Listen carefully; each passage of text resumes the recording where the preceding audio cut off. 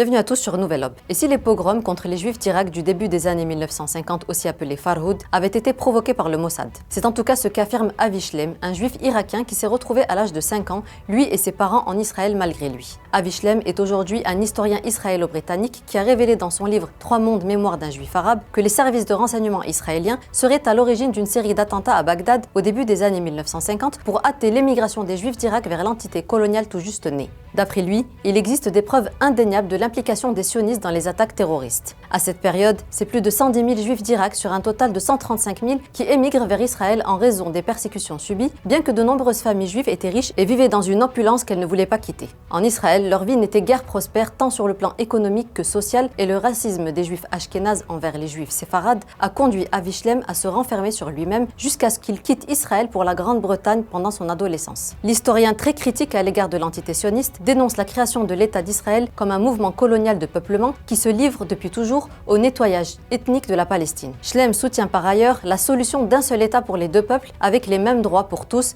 considérant que l'apartheid au XXIe siècle n'est tout simplement pas viable. Finalement, le maintien d'un peuple juif vivant en sécurité dans cette région du monde ne passerait-il pas par la fin d'Israël et la création d'un seul État avec les mêmes droits pour tous? Merci et à bientôt sur Nouvelle Ob.